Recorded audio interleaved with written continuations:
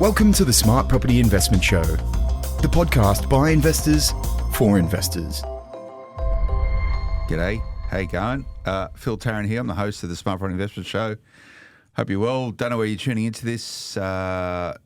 People listen to podcasts doing all different things these days. Gyms, cars, on their ride on lawnmowers, listening on all the different apps that are available. There's a podcast app for everything these days. Most people tune into the Smart Property Investment Show on the Apple iPhone, but there's a whole bunch of other players as well. It all comes from the same source, so make sure you're getting the same information. But one thing for me, if you are tuning in on the Apple, podcast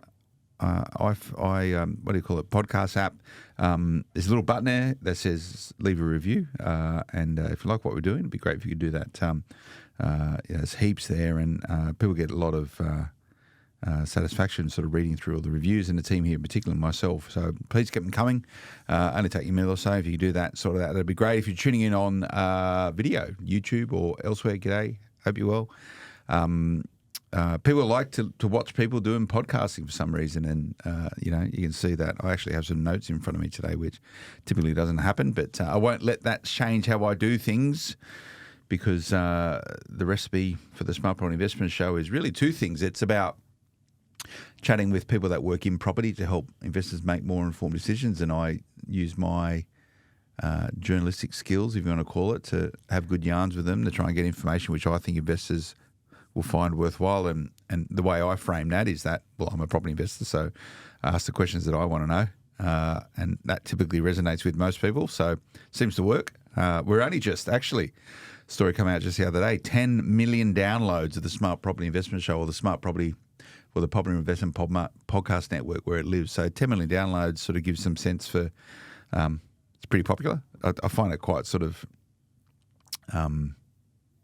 alarming that 10 million times people have downloaded me sort of gibbering on, talking about property in this sort of nasally droning tone that I have. But anyway, if you like it, it's good. We'll keep doing it. We like it. But the other side of the equation is not just property investment experts and people that work inside a property, so demographers and economists and real estate agents and buyers agents and conveyors and pest and building people and accountants, financial planners. The list is long of property investment professionals that help them out. I like chatting with property investors, trying to understand their story, their journey through property, why they started, where they're going, how they got there, and what are they going to do with all this property when they finish investing. One of those sort of serendipitous things is that often people come to the studio and they do both of those things. They're a property investor and they've seen such a passion in growing their portfolio, they've chosen to make property investment their career.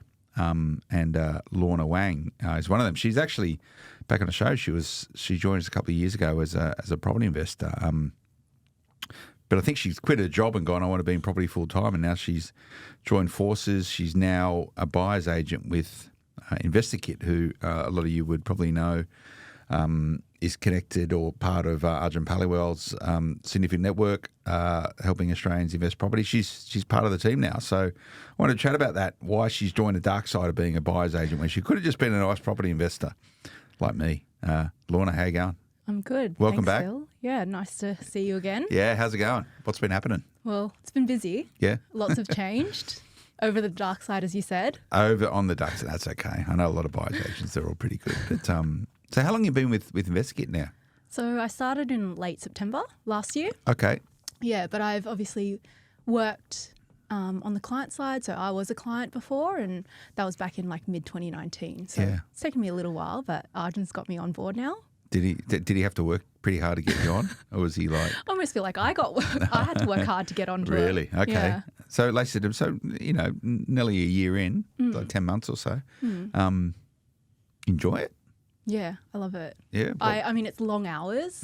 It definitely has been like a massive challenge and difficult, like a lot of like learning going on in terms of helping others and going through the actual buying process, because, it's fairly different. I guess we take over the whole process. But yeah, I really enjoyed it, and yeah, I'm definitely in this space for the long term. Yeah. So just pause for a second. You might, because you're on the table shaking, your camera shakes quite a lot. So you might want to sort of, stay off it. So just so quality of your audio is better, video. So Okay, that's cool. I like that. And it's not the first time someone is a property investor and gone, I'm going to become a buyer's agent. It's a well-worn path. And I think it's probably the greatest pathway for creating the next generation of property investors. So it's good that you're down that pathway. What were you doing? You have to remind me what work you were doing, because we caught up 2 and a bit years ago, I think. Yeah. Did chat about your story as a property investor. What were you doing for a job? What did you do for a job before you joined Investigate as a buyer's agent? Yeah, before then I was a recruiter. I did that for about 6 or 7 years. I was in external recruitment, so on the sales side. Yeah. Most of it in the medical field. I loved it, to be honest, and I did have a passion for it, but I think just overall, I did end up being burnt out, and I didn't actually see myself doing that forever either. And so I was just kind of finding a way out of it. And for me, it was just, building enough kind of like a safety net to be able to fall back on if I decided to, I guess, quit one day and maybe start something completely different. And that's what property was while you were a recruiter. Yeah. So it enabled you to do that. And knowing what I know about recruitment and knowing what I know about buyer's agency, there's probably a lot of crossover skills, to be fair. Yeah, definitely. Like it's a lot of client management, negotiations, making sure you're basically the middleman, right? And you're just like kind of making sure both parties or each side are happy with the end result. And so, yeah, definitely. So you're putting deals together. Yeah. Balancing expectations and needs and wants and all that sort of stuff, which is, again, the skill set is pretty good. What do you prefer, buyer's agent, recruiter? Too soon to tell? Oh, no, buyer's agents. Yeah. So you actually spring out of bed now going, this is good. Yeah, no, I actually, before I even transitioned over to becoming a buyer's agent, I actually started listening to podcasts like all the time. I was doing it during my weekends, as I was cleaning, like everywhere, like going to the gym, that sort of thing. And I was just learning a lot as I was building my portfolio as well. And it just kind of like my passion just grew for it. And obviously I've seen like the results of having property. And so that's partially why I'm in the space. Yeah, well, chat about your portfolio, I think, first, just to recap. I know we went through it when last time we got together. What podcasts do you listen to? What sort of property podcasts, other than this one, obviously? Yeah, so SBI, of course. Yeah. I did listen to The Property Couch. I was listening to My Millennial Property. Yeah. I also, obviously, Investigate podcast these days. Yes, it's a very good one. So those sorts of ones, they're pretty good. Obviously, lots to learn. I tend to, I did listen to they all tend to have the same similar ideas and everything, and but always just kind of like a different way of saying things, and it's a good podcast around. Like Property Couch is good. Ben and Bryce, I've known those guys for years, and they do it really well. What we try to do with the Smart Property Investment Show is what's different, right? I'm pretty much the only sort of journo out there that does chats with people, which means I can ask harder questions or easy questions depending on what mood I'm in any given day. I think one thing about like SPI, right, learning about other people's experience is just so interesting. Like it's not just like the facts and everything, but just going through people's journeys and just learning what mistakes they made and like that sort of thing. I thought that was really interesting overall. So are you is your title buyer's agent or is it something else? Yep. Buyer's agent. Buyer's agent. So it's on the tin what you do. Yeah. How many buyer's agents now in because I caught up with Arjun probably about a month or two ago when you guys when you win REB a Buyer's Agency of the Year awards and I had a good chat with him. You go and tune into it. It was really good getting sort of inside Arjun's ambitions for his organisation. But it's quite a few buyer's agents there now, right? Yeah, there's I'd say about 5 all up at this stage, growing at some point. But at the moment, maybe 4.5, 5. Are you uber competitive? Like coming from a recruitment background, you've probably got a little bit more competitiveness than people that maybe don't come out of a sort of more salesy background. Yeah, I would say I'm pretty competitive. I do love want to be at the top of the board. Yeah. Yeah, I've always been a bit of I definitely want to be in the top 1%. Yeah. That's my drive. And also back in recruitment, we used to do competitions of each desk, and every time I'd just be trying to smash it. I was really competitive to the point where I did actually make sure people weren't cheating. But how do you guys measure success then? With the Investigate on the basis of that? Is it sort of, properties that you've located and exchanged and settled on for your clients? Is that pretty much the measure of success? I think the measure of success would probably be like just making sure the client overall is like happy. They love the service. You know, for Arjun, right, he has told us like whether or not we want to work with like 1 million clients or 100 clients in a year or maybe only 10 clients a year. You know, it's up to us.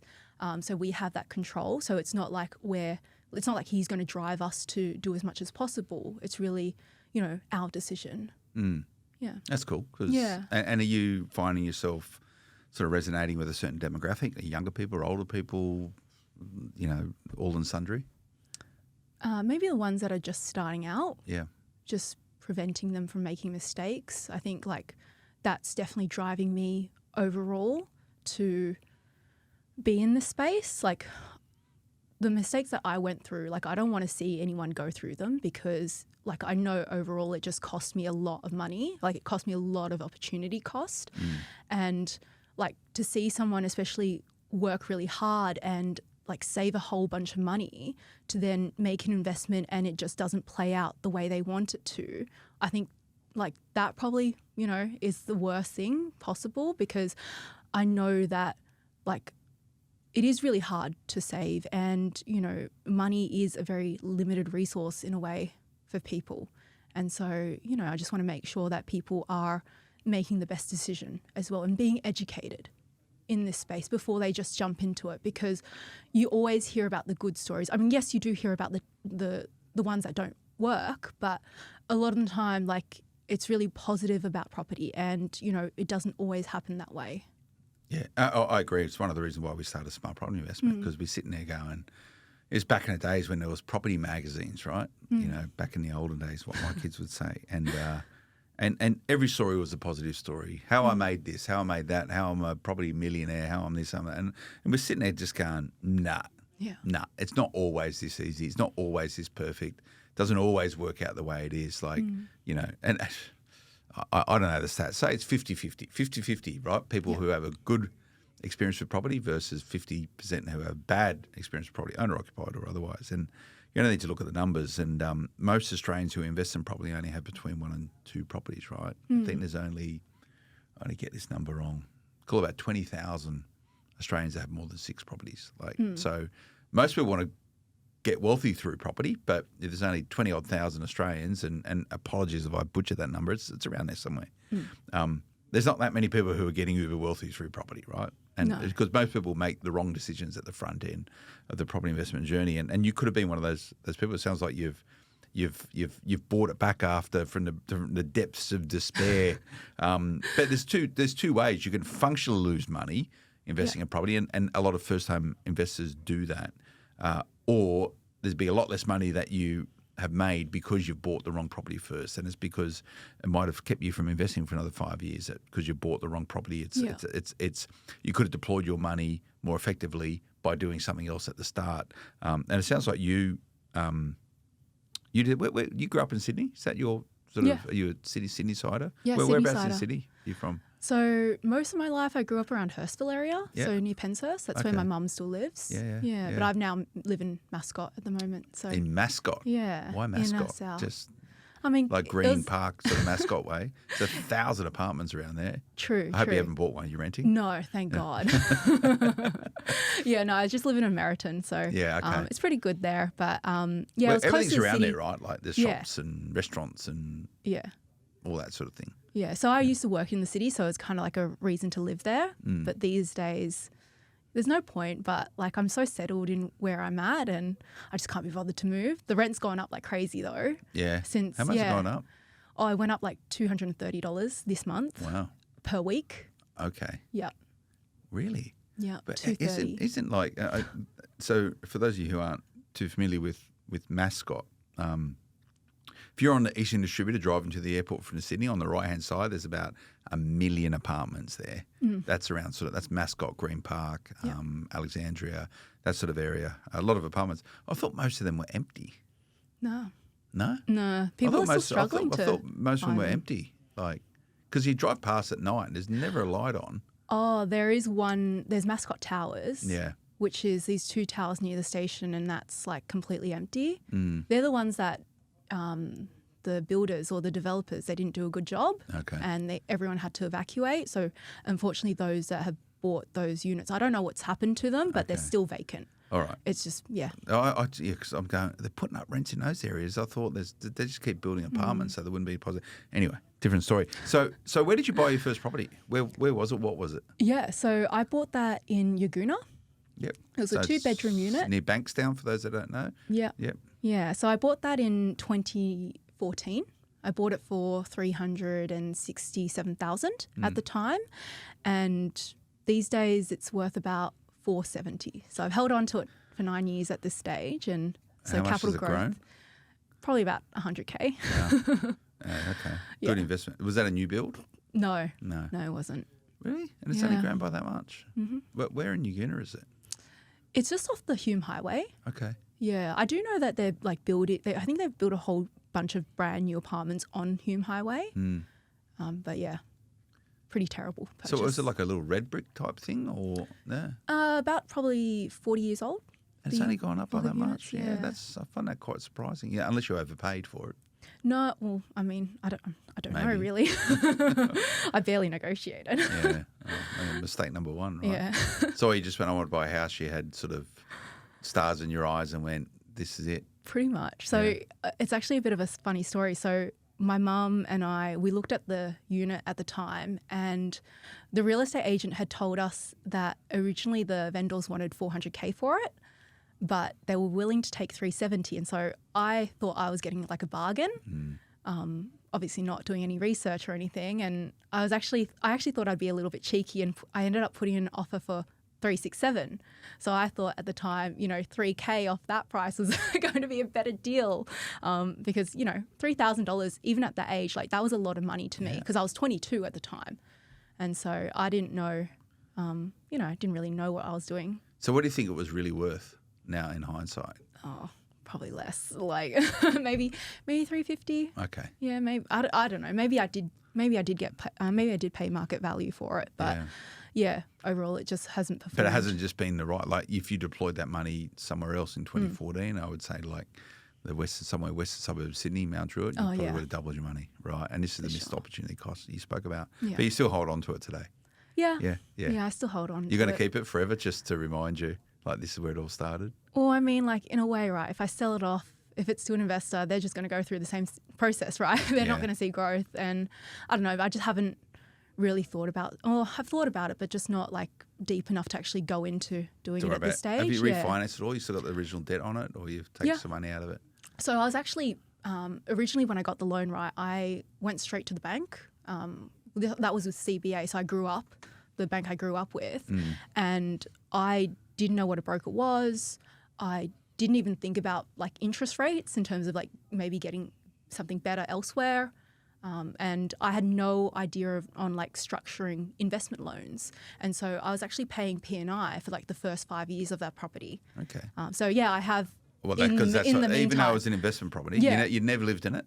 No. No. So even so, the bank didn't go. No. Didn't ever say you can do this interest only. No, I didn't even hear about the benefits of going interest only until like I think 5 years after holding the property. And so yeah, this whole time I was obviously like paying it off, and I did have a tenant in it, which helped. The cash flow in it isn't too bad, but yeah, overall it's the capital growth that you want, Right. Yeah. as well. Yeah, and you want to minimise your cost to hold it and get the capital growth. But it's one of those things, I was blind, but now I can see, right? You can only, in hindsight, go back and go, I didn't know all this stuff. But it sounds as though you found yourself a profession now where you can help people not make those same mistakes or accelerate their investment journey. But yeah, I would have thought Yagoona in 2014 would have been a good buy. But your mum must have been proud though that you bought a house. Yeah, she was excited. I mean, I actually didn't even get the idea from her. It was my boss at the time who told me about property. And he actually knew a bit of my background in terms of like how I was growing up, and that I was obviously working really hard alongside like high school and like during HSC and through uni, that sort of thing. So he kind of gave me the idea of like getting into property because he was buying as well. Yeah. Yeah. Is this the boss that you resigned to go and join Investigate? No. They're different. No, that was my first ever job. Yeah. Yeah. So what were you doing? Sort of remind me, what did you do through school and uni to raise enough money to be able to. So you would have bought property just after finishing university then? Yeah. So you saved that money through uni, like you actually saved it. What were you doing? What sort of work? So I started working at a pharmacy, just a little like family pharmacy from the age of 15. So it took me 7 years over that period to kind of like save up my first deposit. Like working Saturday and Sunday, knocking out pharmaceuticals. After school, that sort of thing, always Saturdays. I just kind of like was working really hard, and I actually wanted to continue working during the HSC, but my boss at the time was like, I think school is really important. You should get some good grades, go to uni, that sort of thing. He actually told me I should cut back. But then when you went to uni, you worked there still? Yeah. That's Even cool. like after uni, I think I was just so comfortable there. Like, I'd been there for so long. I knew all the customers. Like, it was a family pharmacy, so we'd have like regulars, and then, they'd come in, we'd have a yarn, that sort of thing. That's cool. Yeah. And I guess it probably helped because you were doing recruitment in sort of medical stuff, so there is some continuity there, right? At least you sort of had a sense for the industry and the profession, which is pretty good. So your first job out of uni was recruitment? No, first job out of uni, yes, that was recruitment. Okay, yeah. All right, and that's what you did for six or so years. What did you study at uni? Commerce HR. Okay, Yeah. commerce HR. Yeah, so I was pretty much like trying to get a job in HR, but then I noticed like a lot of the HR assistant roles said, recruitment experience preferred or something like that. So I kind of just like fell into it like everyone does in recruitment. Yeah, I bet you enjoyed recruitment. In the beginning, yeah. It was, to be honest, like it is exciting, right? Working in like sales, that sort of thing. But yeah, it's tiring, and overall, like I'm ready for this change. Yeah, it's ready for change is good. So, and it sounds like you changed your tempo or cadence of investing because, I've got a little table here of your portfolio. How big is it now? What's the size of your portfolio? So it's 5 properties at this stage, worth about 2.7 million. Okay, and what's your debt position on it, LVR? Probably about 60-40. Okay, 60 equity? No. Debt. Debt, yeah. Okay, it's pretty good. Yeah. It's grown a lot. Yeah. Or with the properties that I purchased with InvestorKit, yeah. Yeah. Is it? I doubt it's cash flow positive now. What you're on interest only loans? Interest only, yeah. How far underwater is it sort of annually before tax? So I am still on fixed loan at the moment, like fixed rate. I'm about to come off it, and even coming off it, I'm just a little bit like negative. Okay. So yeah, at the moment it is positive. Oh, that's It cool. has been positive. What do you fix that 2 point something? 2.89. And what are you going to go to? I don't know. Six, Haven't checked. 6.4. Yeah, probably 6.4, more than that, 6.5. maybe. Yeah. We'll see. Okay. We'll So see how it it's goes. putting money into your back pocket at the moment. Yeah. Yeah. So you haven't been impacted yet by interest rate payments. Not yet, but No.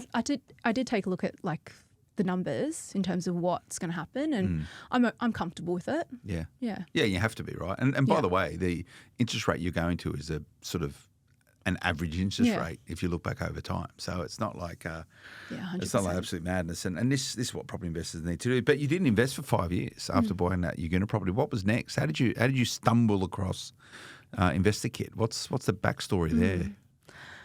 So at the time, I'd been saving for ages, and I had enough of a deposit to maybe go again. So I obviously contacted a broker, and I was just kind of thinking, of maybe buying a place that I could live in and maybe renting out the other bedrooms to help with the mortgage repayments. But at the time I was like 27, I was single, I was living in a share house, and like overall I did want like a forever home, but I just kind of figured that if I did buy a place to live in, I'd just be really stretched. And like I said, I didn't see myself in that role forever, and I knew that at some point I was going to leave. And so, overall I was thinking, well, maybe it was better to go down like the investment pathway. And I thought about it, and I was just like, well, obviously it wasn't a great outcome last time, so I just couldn't trust myself to do it again. And I was one day speaking with my broker, and I was kind of like tossing and turning, and I was telling him about how I was at this crossroad, and that's when he made that introduction to Arjun at InvestorKit. Yeah. And that would have been pretty early on for Arjun, 2019? Yeah, mid-2019. Yeah. Okay. And you caught up and you go, yeah, sure, got the solution for you. No worries. No, to be honest, I had the consultation, and I kind of like sat on it for a little bit and thought about it. To be honest, at the time, I didn't even really look into the space of buyer's agencies. Like, I'd never even heard of this sort of profession before. So it was just really new to me. But I just thought, like, at the end of the day, you know, I'd been saving up so much money over this like whole time, and I was working really hard, and I had the ability to buy again, which is great. And I just thought, you know, if I had signed up and at least tried the service, at least I'd have an end outcome, which was like another investment property. And so, yeah, I just kind of like went for it at the end. Yeah. Tell me about how your saving strategy or saving cadence. So working as a recruiter, you're probably getting paid a reasonable base salary, I say, but probably quite a lot upside on commissions. Like, how much were you able to save a month, and how did you do it? I was saving at least $5,000 a month. Okay. I was like very strict with myself. So I did make a lot of sacrifices in terms of, you know, just enjoying life maybe, you know. There are definitely like, you know, definitely as your like disposable income increases, you want to buy this and you want to buy that. And, you know, I did treat myself. Like, don't get me wrong, I got a really nice handbag. Spent a couple grand on it. I love it. But yeah, just overall, it just wasn't going to just like fill my cup in terms of like those things. Yeah. And I just knew, like, at the end of the day, I had to make the most of what I was earning at that stage. Yeah. And basically, yeah, put it all in my investments. And so that's what I did. So you're saving it. Were you putting it in an offset against the original Uguna place while you were saving money? Yeah. Okay. Yeah, I did. I was putting it in an offset. And then, yeah. And did you know every single month, okay, I got this commission coming, I know I'm going to put away? Did you have X percent to this, Y percent to that? Is that the way you did your budgeting, or was it just save as much as you can and eat? Did you eat well, or you sort of ate at home all the time, just basic sort of food? Yeah, I mean, like, I treated myself every now and then, but it's always like a treat yourself. It's not an every single weekend or out and about doing yeah, stuff. Yeah, like, you know, I'd eat healthily. And I tend to think, like, you know, if you're eating out, you're probably consuming more calories than you need. So yeah, maybe. Yeah. You know, it's So what did you buy? So you that first investment property, what did you purchase? Where was it? What was it? Yeah, so I purchased that in Adelaide. That was in October 2019. I bought that one on market for $395,000. Which suburb was that in, sorry? In Clovelly Park. Okay, which I don't really know where that is. Yeah, so. It's in the Marion Council, which is near like Glenelg Beach. 15. Yep. I think it's 15 minutes from Glenelg Beach. Okay, Yeah. and what sort of hour would you get on that today? That's about $620 these days. It's not bad. Yeah. And what's the rent on it? What sort of yield are you getting? It's $450 at the moment in rent. All right. Yeah, you're doing well. And what did you finance at 80% LVR? Yeah. Yeah, okay. Yeah. And so did you do that for all your subsequent loans, 80% interest only? Yeah, pretty much. Yeah, okay. I think the last one I didn't. I think I had to pay LMI at the end. Yeah. Yeah. So it sounds like you're getting tapped out, but we'll get into that in a moment. So what happened after that Adelaide purchase? Where did you buy? Yeah, the second one we purchased, it was in March 2020, so right in the middle of COVID. Yep. That one was bought in Ipswich, so half an hour from Brisbane. Yep.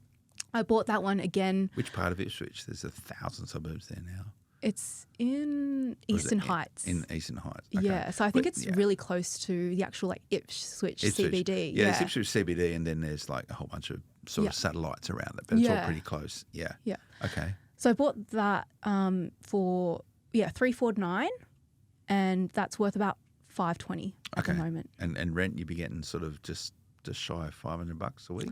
Well, it's under rented. Okay. You know, I didn't want to increase it too much, and that's rented at $445 at the moment. Okay. Yeah, 3-bed, 2-bath. Yeah.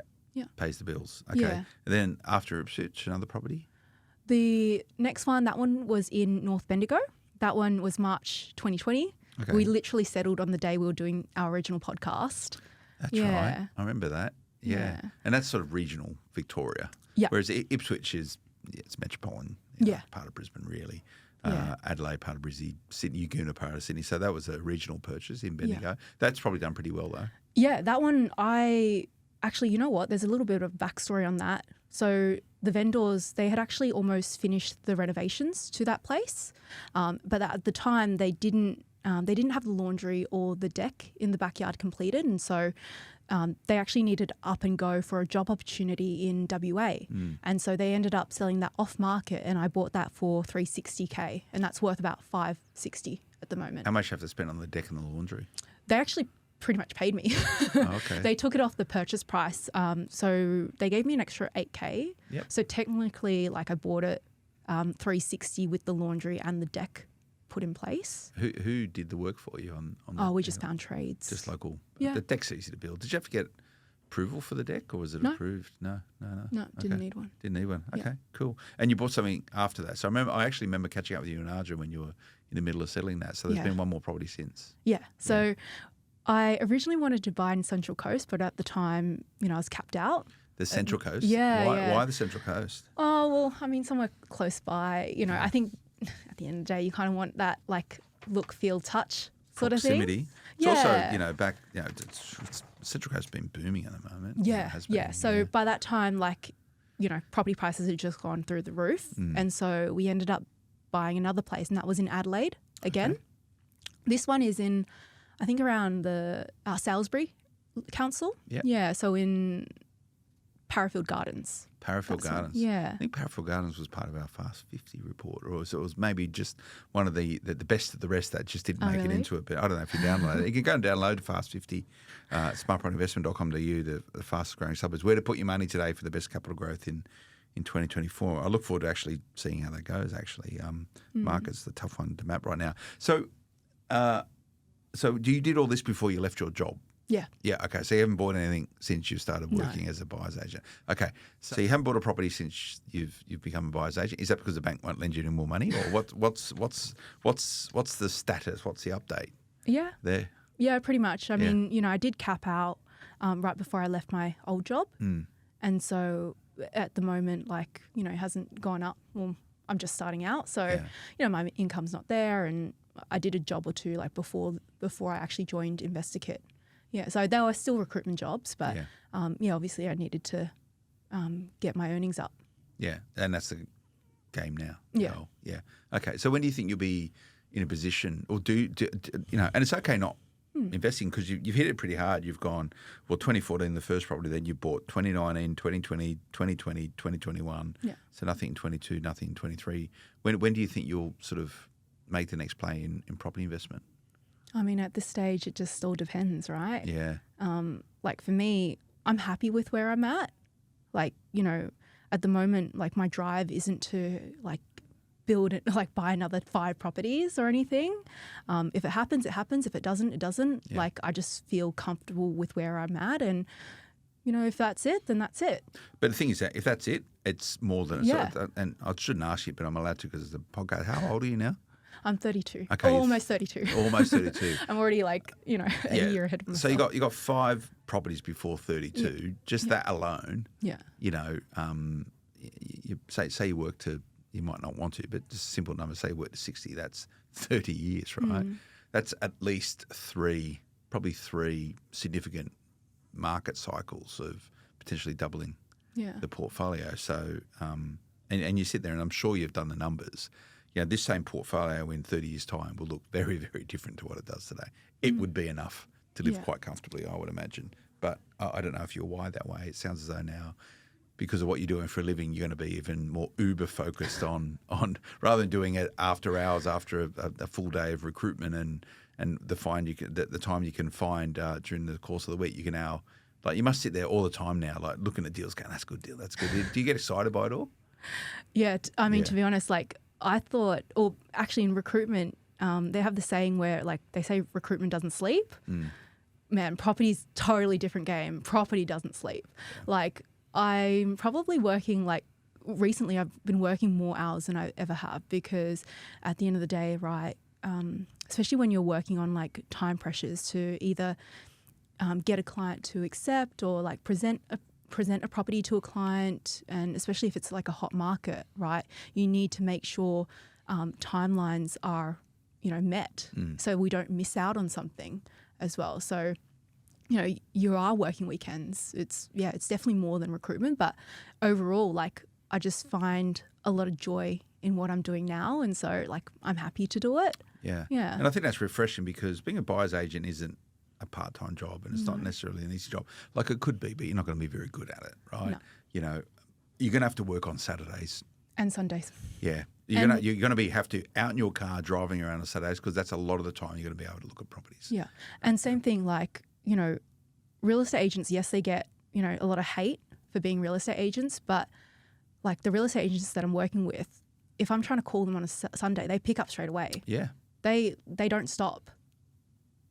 It's a 24/7 job, and that's the choice you need to make if you're going to work inside of property sales, whether you're a buyer's advocate or you're the vendor's advocate, i.e. the real estate agent. How do you which bit of the process do you like the most? Is it the search, the finding, or is it about the deal? It's about doing the deal with the agent, getting a contract signed.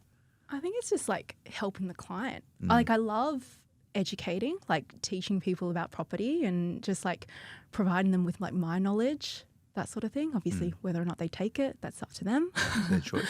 But yeah, I just love like speaking to people about it, and I just find it really, I don't know, enjoyable overall. Yeah. And the thing is, you know, people are paying for you to do the job, so you'd like to think they're listening to what you have to say, is the idea of it all. But just in general, how are you finding the market at the moment? Is it and the last 2 years, I'd say, it's good and bad for buyer's agent. It's been a seller's market, right? It's hot.